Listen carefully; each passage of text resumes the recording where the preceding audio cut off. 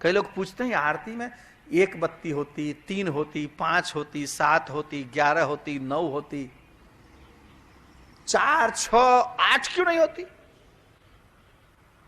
कई लोग ऐसा कहते हैं। एकांक की जो है, एक अंक जो है वो अविभाज्य अंक है, याद रखो। अगर आप 11 को भागोगे, डिवाइड करोगे, 11 को 5 से डिवाइड करो तो क्या बचेगा? 1 बचेगा ना। 7 को 3 से डिवाइड करो तो 1 बचेगा। अरे 2 से डिवाइड करो तो भी 1 बचेगा। 15 को 5 से डिवाइड करो तो 1 बचेगा। 7 से डिवाइड करो तो भी 1 बचेगा। 5 से नहीं, मतलब 7 से, जैसे द्विअंकी से डिवाइड करो तो 1 बचेगा, 7 से वगैरह। तो हमारे महापुरुष कहते हैं कि विश्व में जब सृष्टि समाप्त होती है, सब लय होता है, तब एक ही बचता है, एक ही अखंड है, बाकी सब नाशवंत है।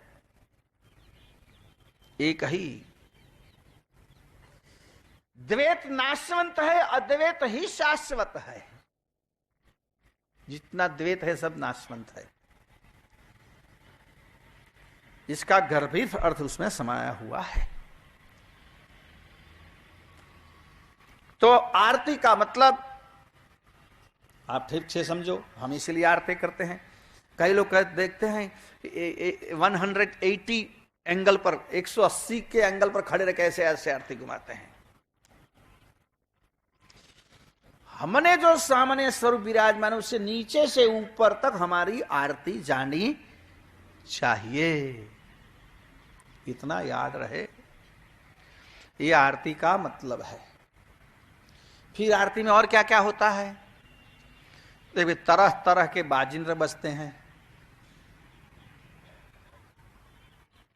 तरह तरह के बाजिंद्र बजते हैं।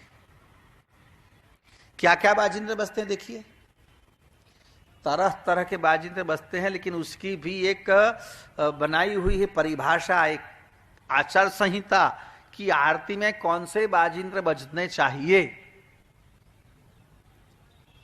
हमारे यहां जब योग साधना में ब्रह्मरुद्र में जब वृत्ति पहुंचती है, तब 10 तरह के नाद, 10 तरह के ध्वनि सुनाई देते हैं साधक को। ब्रह्मरुद्र में 10 तरह के ध्वनि सुनाई देते हैं, जिसमें घंटारव भी होता है, झालर का रव भी होता है, शंखनाद भी होता है, बांसुरी भी होती है। ऐसे 10 तरह के नाद सुनाई देते हैं, और वही 10 नाद आरती में उपयोग में लिए जाते हैं, जिसको सात्विक नाद बोलते हैं। देखिए, हमारे ऋषि मुनि इतने सूक्ष्म वैज्ञानिक थे कि जिन्होंने सब चीजों में 3 तरह का वर्गीकरण कर दिया। ध्वनि में, वाद्य में भी 3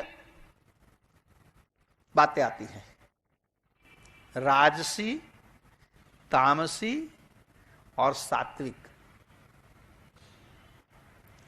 हर एक में 3 बातें।